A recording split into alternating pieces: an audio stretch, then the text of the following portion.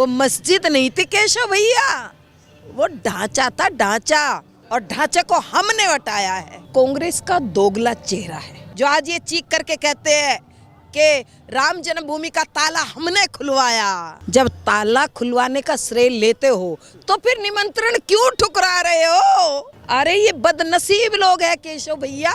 मुलायम सिंह यादव ने कहा था परिंदा भी पैर नहीं मारेगा अयोध्या में। कार सेवा की बात छोड़िए, अखिलेश अगर आते तो ये राम भक्त आक्रोशित हो जाते। मेरी सरयू का पानी ये लाल हो गया था कार सेवकों के खून से, रक्त से। कार सेवकों के ये लाल था जो आज साफ दिखाई दे रहा।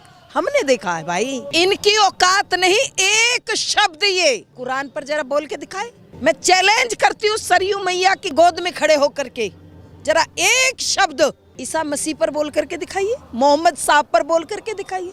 भाई साहब कत्ले आम हो सकता है, ये जानते हैं कि हमने ठाना था, हमने संकल्प लिया था कि तंबू भी तनेगा तो तनेगा धूमधाम से, अरे बम्बू भी लगेगा तो लगेगा धूमधाम से, हर्ष भी मनेगा तो मनेगा धूमधाम से।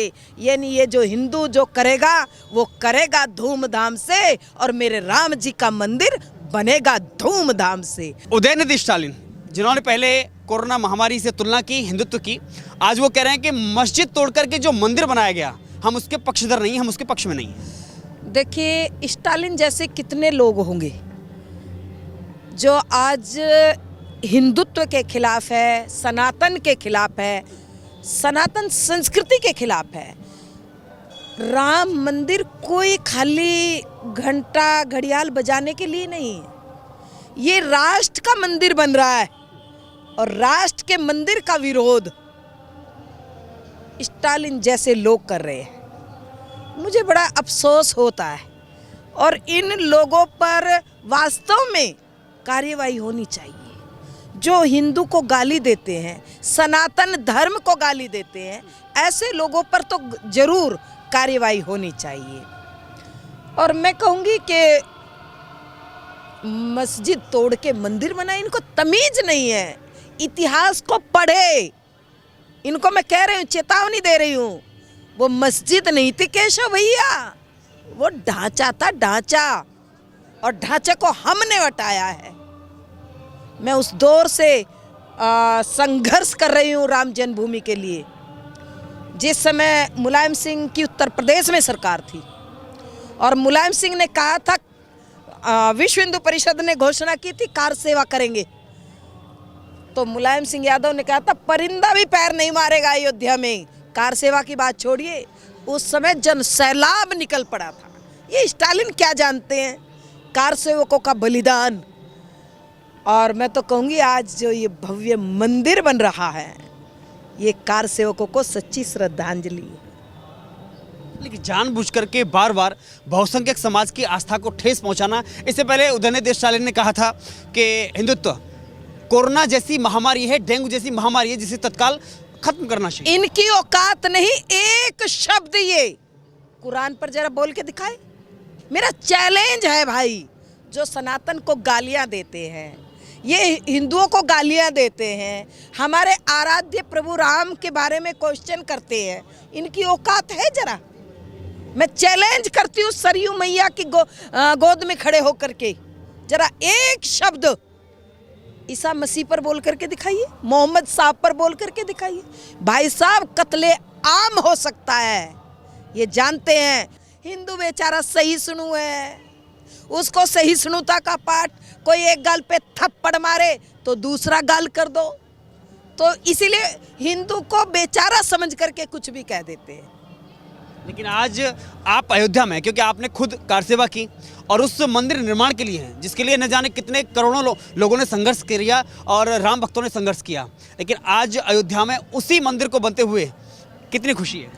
ओहो, मैं आज इस भव्य मंदिर को देख रही हूँ, मैं अपनी खुशी को बयान शब्दों में नहीं कर पाऊंगी। केशव भैया, मैंने देखा है वो दौर जब इस सरयू मैया का पानी लाल कर दिया था मेरे कार सेवकों के खून से, घरों से खींच खींच करके कार सेवकों को गोलियां मारी गई थी। मैं उस दौर को, उस मंजर को कभी नहीं भूल पाऊंगी। मैंने देखा है कि कोई भगवान का नाम, मेरे प्रभु राम आराध्य का नाम लेता था श्रद्धा से तो उसके ऊपर मुकदमे होते थे। भगवा गमछा डाल लिया, पता चला तो उसको जेल में डाल देते थे। कितने लोग कार सेवकों को जेल में डाला गया। वो जमाना, वो दौर अलग था। लेकिन आज मेरे प्रभु राम जी का जो भव्य मंदिर बन रहा है, उसके लिए मैं इतनी आह्लादित हूँ, इतनी प्रसन्न हूँ कि मैं बयान नहीं कर सकती। आज अयोध्या नगरी को दुल्हन की तरह सजता हुआ देख कैसा लग रहा है? बिल्कुल बिल्कुल। कितने आनंदित थे? आज दुल्हन सी सज रही है मेरे प्रभु राम की। अयोध्या राम जी के आगमन के लिए बच्चा बच्चा मैं राम जी के भजन गुनगुना रहा है कि मेरी झोंपड़ी के भाग खुल जाएंगे, मेरे प्रभु राम जब आएंगे। पूरा वातावरण राम में दिखाई दे रहा है। पूरी अयोध्या दुल्हन सी सज रही है। कहीं पर भी मैं समझती हूँ कि जो राम भक्त है, जो राम के प्यारे हैं, वो सब राम जी के नाम का, सीताराम का जाप कर रहे हैं। तो आज देख करके तो मन वास्तव में बहुत प्रसन्न हुआ। जो संघर्ष किया था कार सेवकों ने, जो अशोक सिंघल जी ने जो इतना बड़ा संघर्ष कार सेवक पुरम में जब कहा था ना कि अयोध्या में परिंदा भी पैर नहीं मारेगा, उस समय अशोक सिंघल जी, विनय कटियार जी, साध्वी उमा दीदी जी और साध्वी पूज्य दीदी माँ जी रितंभरा जी, उनके सानिध्य में लाखों कार सेवक उमड़ते थे। वो दौर देख करके, आज की अयोध्या को देख करके मन मेरा इतना प्रसन्न है। वास्तव में मेरे प्रभु राम सचमुच में आ रहे हैं, बच्चा बच्चा जान। लेकिन एक तरफ करोड़ों राम भक्त अयोध्या में आना चाहता है, राम के दर्शन पाना चाहता है, लेकिन उधर कांग्रेस कह रही है यह कार्यक्रम, मंदिर उद्घाटन का कार्यक्रम भाजपा और आरएसएस वालों का है। देखिए, कांग्रेस का दोगला चेहरा है। केशव भाई एक तरफ तो फड़फड़ा रहे थे, हमें निमंत्रण नहीं आया, चीख चीख करके डिबेट में बोल रहे थे। अब निमंत्रण चला गया तो मेरे प्रभु राम के निमंत्रण को ठुकरा रहे हैं। अरे ये बदनसीब लोग हैं केशव भैया, राम जी के निमंत्रण को ठुकरा रही है। अब सोचिए, जो लोग निमंत्रण ठुकरा रहे हैं वो भला राम मंदिर कैसे बनवा सकते थे? जो आज ये चीख करके कहते हैं कि राम जन्मभूमि का ताला हमने खुलवाया, तो फिर राम जी के मंदिर के प्राण प्रतिष्ठा समारोह में आने में गुरेज क्यों नहीं आए? क्यों निमंत्रण ठुकराया? क्योंकि इनकी सच्ची आस्था श्रद्धा राम जन्मभूमि के लिए नहीं थी। खाली ढकोसला, खाली दिखावा, खाली फॉर्मेलिटी। तो राम जी जानते हैं राम जी का काम है, राम जी के काम में हमारा जग जीवन ललाम है। हमने तो उस समय प्रतिज्ञा की थी, संकल्प लिया था राम मंदिर के लिए। मैंने ये भगवा धारण उसी समय किया था, उसी समय संकल्प लिया था कि मैं काम करूंगी तो राम जी के लिए करूंगी, राम जी के मंदिर के लिए करूंगी। राम जी का मंदिर का सपना मेरा साकार होता दिखाई दे रहा है। लेकिन राहुल गांधी अयोध्या से दूर जाकर के देश में 6000 किलोमीटर की पैदल यात्रा निकाल करके न्याय यात्रा चला रहे हैं। अच्छा, जिन लोगों ने 70 साल तक हिंदुस्तान की जनता के साथ अन्याय किया, वो अब न्याय यात्रा निकाल रहे हैं मेरे भाई। बड़ी हंसी की बात है, बड़ा अफसोस होता है इनकी बुद्धि पर। इनको कुछ नहीं करना, केवल इनको सुर्खियों में आने के लिए कोई मुद्दा ढूंढ रहे हैं और कुछ नहीं। खत्म है। राहुल गांधी जी, सच बताऊं, कांग्रेस की अर्थी निकालने के लिए तैयार बैठे हैं। वो जब तक करते रहेंगे काम, जब तक कांग्रेस की अर्थी नहीं निकल पाएगी। लेकिन वही राहुल, इससे ज्यादा क्या कहूँ मैं, इससे ज्यादा क्या कहूँ। लेकिन उससे भी बड़ी बात अगर हम देखें कि उन्होंने बार बार श्रेय लेने की कोशिश कर, वो कह रहे हैं कि भाजपा इसे इसका श्रेय क्यों लेना चाहती है। आज 2024 में चुनाव है, नज़दीक है, उसका फ़ायदा ले रही है, लेना चाहती है, इसलिए राम मंदिर का उद्घाटन हो रहा है। लेकिन ताला तो कांग्रेस ने ही तोड़वाया था। मैं कह रही हूँ ना, राहुल गांधी जी जरा अपने गिरेबान में क्यों नहीं झांकते? क्यों बैठ करके उन्हें आत्म मंथन करना चाहिए? पहाड़ों में जाकर के आत्ममंथन करें या जहां वो उचित समझे वहां जाकर के आत्ममंथन करें। जब ताला खुलवाने का श्रेय लेते हो तो फिर निमंत्रण क्यों ठुकरा रहे हो? ये भी देश को बता दो, निमंत्रण किस लिए ठुकरा रहे हो? और रही बात श्रेय, भाजपा ले रही है, भारतीय जनता पार्टी को जनता श्रेय दे रही है, ये नहीं जानते। 24 में भी राहुल बाबा, मोदी जी आ रहे हैं और आपके चैनल पे बता रही हूँ 400 प्लस सीटें आएगी, ध्यान रखना। मोदी जी के सिर पर ही ताज बंधेगा, दुनिया की कोई ताकत रोक नहीं पाएगी। अखिलेश यादव ने पहले कहा था कि हमें निमंत्रण मिलेगा तो हम अवश्य जाएंगे और विचार करेंगे। डिम्पल यादव ने भी कहा था, लेकिन अब जैसे ही निमंत्रण मिला उन्होंने ठुकरा दिया। हम बोले हम उस दिन नहीं जाएंगे, बाद में जाएंगे। सच बताऊं, अखिलेश जानते हैं, क्योंकि ये हिंदुस्तान की ये राम भक्त सब जानते हैं। अखिलेश अगर आते तो ये राम भक्त आक्रोशित हो जाते। मेरी सरयू का पानी, ये जो सरयू दिखाई दे रही है ना केशव भैया, ये लाल हो गया था कार सेवकों के खून से। ये पानी खून से, रक्त से, कार सेवकों के ये लाल था, जो आज साफ दिखाई दे रहा। हमने देखा है भाई, वो जानते हैं।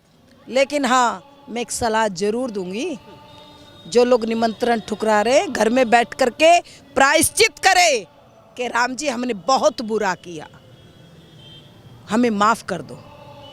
शायद राम जी माफ तो नहीं करेंगे, क्योंकि ऐसे दोगले लोगों को माफ करना भी राम जी का काम नहीं है। राम जी माफ तो नहीं करेंगे, लेकिन इन्हें प्रायश्चित करना चाहिए। लेकिन राजनीतिक नेताओं के बयानबाजी राजनीतिक हो सकती है, लेकिन शंकराचार्यों का विरोध करना, अभी मुक्तेश्वरानंद कह रहे हैं कि जब मंदिर पूर्ण हुआ नहीं है तो इसकी जल्दबाजी क्या है मंदिर उद्घाटन की?